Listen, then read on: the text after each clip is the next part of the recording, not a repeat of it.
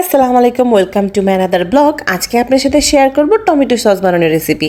এই জন্য আমাদের দরকার হবে অবশ্যই টমেটো। এখানে আমি প্রায় 2 কেজি টমেটো নিয়েছি, আর নিয়েছি 10 গ্রাম রসুন, আর নিয়েছি 20 গ্রাম শুকনো মরিচ। একে একে সব কিছু ভালো করে ধুয়ে পরিষ্কার করে আমি একসাথে সব কিছু সিদ্ধ করতে দিয়ে দিব, আর দিয়ে দেব প্রয়োজন অনুযায়ী পানি।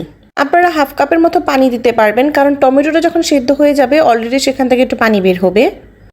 তারপর আমি ঢেকে দিয়েছি। এই দেখেন কি সুন্দর সেদ্ধ হয়ে গিয়েছে। তাড়াতাড়ি যাতে সেদ্ধ হয়ে যায় এই জন্য আমি টমেটোকে কেটে দিয়েছি। আপনারা একদম কেটে দিবেন না, একদম ভালো করে ধুয়ে সবকিছু আস্ত দিয়ে দিবেন, সুন্দরভাবে কিন্তু একদম সেদ্ধ হয়ে যাবে। দেখে যখন টমেটোগুলো একদম ঠান্ডা হয়ে যাবে তারপর কিন্তু আমি এটাকে ব্লেন্ডার মেশিনে ব্লেন্ড করতে দিব। খবরদার, কখনোই কিন্তু গরমটা ব্লেন্ডারে ব্লেন্ড করবেন না। আমি একদম ঠান্ডা হয়ে যাওয়ার পর এটাকে ব্লেন্ড করেছি। এই দেখেন কি সুন্দরভাবে ব্লেন্ড করে নিয়েছি। আপনারা চাইলে এই পর্যায়ে কিন্তু বাগার দিয়ে এই টমেটো সসটাকে রেডি করতে পারবেন, কিন্তু আমি এই পর্যায়ে বাগার দিব না। আমি এটাকে ভালো করে ছেঁকে তারপর বাগার দিয়ে টমেটো সসটাকে রেডি করব। এই দেখেন কি সুন্দর কিন্তু একদম ব্লেন্ড করা হয়ে গেছে। এখন আমি একটা ছাঁকনি দিয়ে সুন্দর করে এটাকে একদম ছেঁকে নিব। অন্য একটা পাত্র নিয়েছি, আর এই দেখেন ছাঁকনি দিয়ে কি সুন্দর করে ছেঁকে নিচ্ছি। এই তো আস্তে আস্তে কিন্তু সুন্দরভাবে ছেঁকে টমেটোর যে পিউরিগুলো এটা একদম পাত্রে এসে পড়ছে। এই দেখেন একদম কিন্তু ফ্রেশভাবে ছাঁকা হয়ে গিয়েছে, এতে কোনো আর খোসা নেই। এরপর অন্য একটি পাত্রে তেল দিয়ে নিয়েছি। এরপর তেলটা গরম হলে একটা তেজপাতা, 2-3টা এলাচ, 2-3টা দারচিনি, আর সাথে দিয়েছি শুকনো কাঁচামরিচকে একটু কেটে দিয়ে দিয়েছি।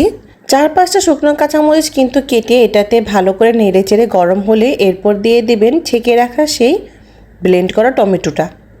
এরপর এটাকে ভালোভাবে নেড়ে চেড়ে ভালো করে মিক্স করে নিব। তারপর এতে আমি অ্যাড করব স্বাদ মতো লবণ, তারপর অ্যাড করব 1 চা চামচ সাদা গোলমরিচের গুঁড়ো। এগুলো অ্যাড করে ভালোভাবে নেড়ে চেড়ে নিব। তারপর দিয়ে দিব 2 কাপ চিনি। চিনির পরিমাণটা কম বেশি হতে পারে, আপনারা আপনাদের স্বাদ অনুযায়ী চিনিটা দিয়ে দিবেন। আমি এই সসটাকে একটু মিষ্টি মিষ্টি টাইপ রাখবো, তাই আমি চিনির পরিমাণটা একটু বেশিই দিয়েছি। আর চিনির পরিমাণটা একটু বেশি দিলে কিন্তু খেতে সসটা অনেক মজা লাগে।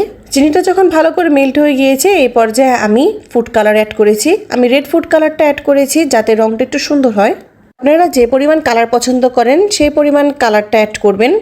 আমি আরেকটু বেশি রেড করার জন্য আরেকটু রেড কালার অ্যাড করেছি। ফুড কালারটা কিন্তু একদম অপশনাল, আপনারা যদি না চান নাও অ্যাড করতে পারবেন। আবার আপনারা যদি ফুড কালারের বদলে অন্য কিছু অ্যাড করতে চান তাহলে আমি আপনাদের বলবো কাশ্মীরি রেড চিলি পাউডারটা অ্যাড করতে। আমি কিন্তু ফুড কালারের সাথে 1 চামচের থেকে একটু বেশি ভিনেগার অ্যাড করেছি, যাতে এই টমেটো সসটা আমি 6 মাস পর্যন্ত সংরক্ষণ করে রাখতে পারি। ভিনেগারটা অ্যাড করলে এই সসটা একদম 3 থেকে 6 মাস পর্যন্ত আপনি ফ্রিজে সংরক্ষণ করতে পারবেন। অপর পাশে আমি একদম হাই হিটে রান্না চালু করে দিয়েছি, কারণ যখনই আমি কুকিং ব্লগ ভিডিও বানাতে যাই তখন আমার রান্না দেরি হয়ে যায়।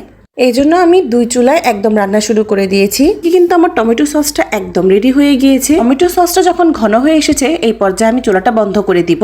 এরপর এটাকে ভালো করে ঠান্ডা করে আমি বোতলজাত করব। অবশ্যই বোতলজাত করার আগে টমেটো সসটাকে ভালোভাবে ঠান্ডা করে নেবেন। এই যে আমার টমেটো সসটা কিন্তু একদম রেডি। এখানে কিন্তু ভালোভাবে বোঝা যাচ্ছে না, এদিকে কিন্তু আমার একটা বোতল পুরো হয়েছে, আর এই সাইডে এই জারটাও পুরো হয়ে গিয়েছে। সাথে কিন্তু আরেকটা বোতলও হয়েছে, সেটা আমি আর ভিডিও করিনি। আর এই দেখেন কতটা ঘন হয়েছে। এরপর এটাকে আমি ফ্রিজে রেখে দিব। এই ভেজাল মুক্ত সস বানিয়ে বাচ্চাদেরকেও খাওয়াতে পারবেন। আমার এই সস বানানোর রেসিপিটা যদি আপনার ভালো লাগে অবশ্যই লাইক, কমেন্ট এন্ড শেয়ার করবেন। আর নতুন নতুন আরো রেসিপি পেতে হলে আমার পেজকে ফলো করবেন। আল্লাহ হাফিজ।